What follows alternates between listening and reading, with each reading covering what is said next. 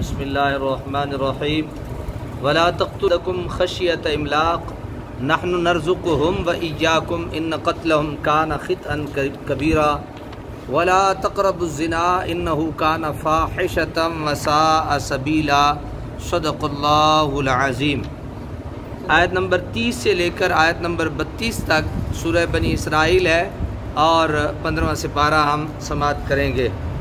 ارشاد فرمایا ولا تقتلوا خشیۃ املاق، اور نہ قتل کرو اپنی اولاد کو مفلسی کے اندیشے سے۔ نحن نرزقهم وإياكم، ہم ہی رزق دیتے ہیں انہیں بھی اور تمہیں بھی۔ ان قتلهم کان خطئا کبیرا، بلا شبہ اولاد کو قتل کرنا بہت بڑی غلطی ہے۔ اللہ تعالیٰ کا بہت پیارا انداز ہے اور بہت پیارا طریقہ ہے۔ پچھلے سبق میں ہم یہ سماعت کر چکے ہیں کہ اولاد کو حکم ہے کہ اپنے ماں باپ کے ساتھ حسن سلوک سے پیش آؤ۔ ان آیات میں ماں باپ کو حکم ہے کہ تم اپنی اولاد سے پیار سے پیش آؤ، انہیں قتل نہ کرو، اس وجہ سے کہ اگر اولاد ہوگی تو غریب ہو جائیں گے۔ یہ غربت والا خوف یہ ذہن سے نکال دو۔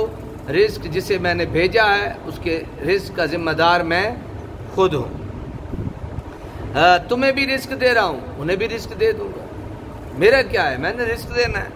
ان قتلهم کان خطئا کبیرا، بے شک اولاد کو قتل کرنا بہت بڑی غلطی ہے۔ ولا تقربوا الزنا، اور بدکاری کے قریب بھی نہ جاؤ۔ انہ کان فاحشہ، بے شک یہ بہت بڑی بے حیائی ہے۔ وساء سبیلا، اور بہت ہی برا راستہ ہے۔ سابقہ آیات میں اولاد کو اپنے والدین کے ساتھ حسن سلوک اور ان کی خدمت کا حکم دیا۔ اب ان آیات میں والدین کو اپنی اولاد پر رحمت و شفقت کرنے کی تلقین فرمائی جا رہی ہے۔ جزیرہ عرب ایسا ملک تھا جہاں 4 سورہ گزار ریگزاری تھے۔ جہاں کہیں کوئی چشمہ جاری ہوتا وہاں کھجوروں کے چند درخت اگاتے اور معمولی سی کھیتی باڑی ہو جاتی، بارش بھی بہت کم برستی۔ جہاں کہیں نشیبی علاقوں میں بارشی پانی رک جاتا تو قافلوں کے قافلے ادھر کا رخ کرتے، اور جب تک پانی کا آخری قطرہ تک خشک نہ ہو جاتا وہیں پڑے رہتے۔ غرض کے عرفہ حالی کا وہاں تصور تک بھی نہ کیا جا سکتا تھا۔ ایسے میں جب اپنا پیٹ بھرنا مشکل ہو، وہاں اولاد کی خوراک کا بندوبست کرنا بھی بڑا دشوار ہوتا ہے۔ اس لیے معاشی خستہ حالی کے باعث ان کے ہاں اولاد کو قتل کرنے کا رواج عام تھا۔ لڑکیوں کے متعلق تو ان کا رویہ بہت سنگ دلانہ تھا۔ ایک تو وہ انہیں بوجھ سمجھتے کیونکہ وہ رازنی اور قذاقی جوان کے سب سے بڑے وسائل معاش تھے۔ اس میں لڑکے تو حصہ لیتے لیکن لڑکیاں بڑی ہو کر بھی اس میں ان کا ہاتھ نہ بٹا سکتی، یعنی چوری ڈاکہ ان کا کام تھا۔ تو لڑکے تو چوری ڈاکے میں ان کا ہاتھ بٹا سکتے تھے، لڑکیاں نہیں کر سکتی تھیں، وہ ان پہ بوجھ بن جاتی، اس لیے وہ ان کے لیے ناقابل برداشت بوجھ تھی۔ نیز غلط قسم کی نخوت نے ان کے دل میں یہ بات ڈال دی تھی کہ اگر وہ کسی کو اپنی لڑکی کا رشتہ دیں گے تو ان کی ناک کٹ جائے گی۔ ان تمام محرکات کے باعث ان میں لڑکیوں کا قتل ایک عام معمول ہو گیا تھا۔ یہ حالت صرف عرب کے بادیہ نشینوں کی ہی نہ تھی بلکہ کئی دوسری قومیں بھی اپنی اولاد کو اپنے لیے ناقابل برداشت بار گراں تصور کرتی تھی اور ان سے رہائی حاصل کرنے کے لیے ہر ممکن تدبیر عمل میں لاتی تھی۔ آج بھی جب انسانی حقوق کی دھوم مچی ہوئی ہے، اولاد کو کم کرنے کی کوششیں تیز تر ہوتی جا رہی ہیں، اور اس کام نے ایک تحریک کی صورت اختیار کر لی ہے جس کی پشت پناہی کے لیے حکومتوں نے اپنے خزانے کے دروازے کھول دیے، اور اس تحریک کا مرکزی نقطہ یہی ہے کہ وسائل معاش پر اتنا بوجھ نہیں ڈالنا چاہیے جس کے وہ متحمل نہ ہو۔ نسل کشی کے اس تحریک کو ختم کرنے کے لیے فرمایا کہ فقر و افلاس کے اندیشہ سے اولاد کو قتل نہ کرو۔ اس کے بعد سے اندیشہ کا کلا کما ان الفاظ سے فرما دیا کہ رزاق ہم ہیں، انہیں بھی اور تمہیں بھی رزق مہیا کرنا ہم نے اپنے ذمہ کرم پر لیا ہے، تم خواہ اپنے آپ کو پریشان اور ہلکان کیوں کرتے ہو۔ زنا کے دور رس برے نتائج پر اگر آپ نظر ڈالیں تو ساء سبیلا کا جو مفہوم ہے یہ واضح ہو جائے گا۔ ایک اور خرابی جس میں ساری قومیں بری طرح مبتلا تھیں اور اب بھی ہیں وہ بدکاری تھی۔ اس کی قباحت و وقاحت کو صرف 2 مختصر فقروں میں بیان فرما دیا۔ انہ کان فاحشہ، یہ بہت بڑی بے حیائی کا فعل ہے، وساء سبیلا، اور بہت ہی برا راستہ ہے۔ اس فعل کا فاحش ہونا کسی صاحب عقل سلیم پر مخفی نہیں. یہ حدیث پاک پڑھیے، اگر ذرا بھی کسی کو خلش ہوگی تو دور ہو جائے گی. ایک نوجوان بارگاہ رسالت میں حاضر ہوا، عرض کیا یا رسول اللہ صلی اللہ علیہ وسلم اذن لی بالزنا، یا رسول اللہ مجھے زنا کی اجازت دے دیں. اللہ کے نبی کو کہہ رہا ہے یا رسول اللہ مجھے زنا کی اجازت دے دیں. حاضرین اس کی بے باکی پر برف ترختہ ہو گئے اور اسے جھڑکنا شروع کیا، لیکن مرشد کامل صلی اللہ علیہ وسلم نے اسے محبت سے اپنے قریب بلایا. جب وہ قریب ہو گیا تو اسے فرمایا بیٹھ جاؤ. وہ بیٹھ گیا تو فرمایا اتحبہ لامک، جس امر کی تم نے مجھ سے اجازت طلب کی ہے کیا تم اسے اپنی ماں کے لیے پسند کرتے ہو؟ تم یہ پسند کرتے ہو کہ کوئی زنا تمہاری ماں سے کرے؟ اس نے جواب دیا بخدا ہرگز نہیں، میں آپ پر قربان ہو جاؤں. حضور نے فرمایا اسی طرح دوسرے لوگ بھی اپنے ماؤں کے لیے یہ پسند نہیں کرتے. پھر دریافت کیا کیا تم اپنی بیٹی کے لیے پسند کرتے ہو؟ بولا میں قربان جاؤں ہرگز نہیں، بخدا ہرگز نہیں. فرمایا ایسی دوسرے لوگ بھی اپنی بیٹیوں کے لیے پسند نہیں کرتے. پھر پوچھا اپنے بہن کے لیے تم پسند کرتے ہو؟ عرض کی بخدا ہرگز نہیں، میں آپ پر قربان جاؤں.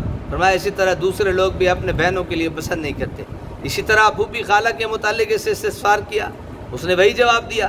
اس حکیمانہ اور شفقت بھرے انداز سے اس کے سامنے اس فعل کی قواعد کو بے نقاب کر کے رکھ دیا، اور شاید انہی سطور کو جو بھی پڑھے گا اس پر اس کی قواعد بالکل آشکار ہو جائے گی.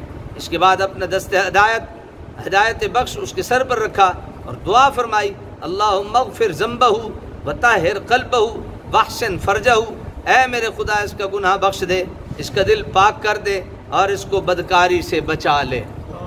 یہ وہ دعا ہے کہ اگر انسان کا دل بدکاری کی طرف مائل ہو تو یہ دعا اسے مانگنی چاہیے. یہ دعا اسے اپنے لیے اور اپنے دوست یا اپنا بیٹا یا کوئی بھی بدکاری میں مبتلا ہے اور اس کے دل میں اس کے لیے محبت ہے تو یہ دعا اسے مانگنی چاہیے.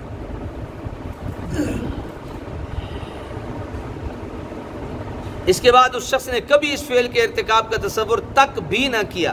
اللہ تعالیٰ نے اپنے محبوب کریم صلی اللہ علیہ وسلم کی بعثت کے مقاصد میں یہ بھی فرمایا وَيُزَكِّيهِمْ کہ وہ ان کے دلوں کو پاک کرتا ہے. یعنی نبی پاک جو تشریف لائے نا، وہ دلوں کو پاک کرنا بھی نبی پاک کی بعثت کے مقاصد میں سے ایک کیا تھا؟ مقصد. اس کی عمدہ مثال اس حدیث میں موجود ہے. یہ حدیث مسند امام احمد میں حضرت ابو امامہ رضی اللہ عنہ سے منقول ہے.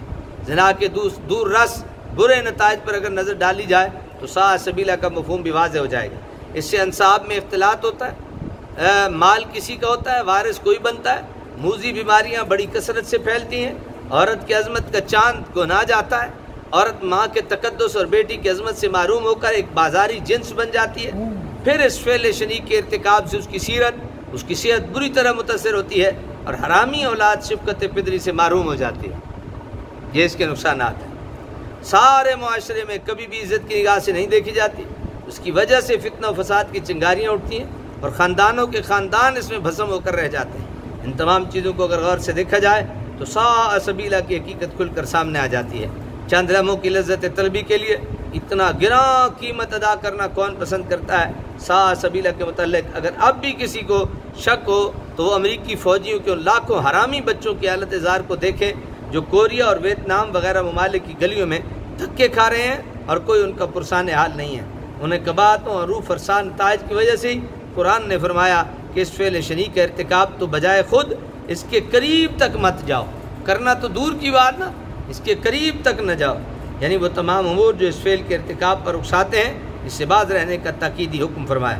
بھڑکیلے تنگ اور چست لباس، بے پردگی اور مرد و زن کا اختلاط، جس میں مخلوط تعلیم پیش ہے، سب منع کر دیا، کیونکہ یہ تمام چیزیں جذبات کو اتنا مشتعل کر دیتی ہیں کہ کوئی لاکھ بچنا چاہے بچ نہیں سکتا.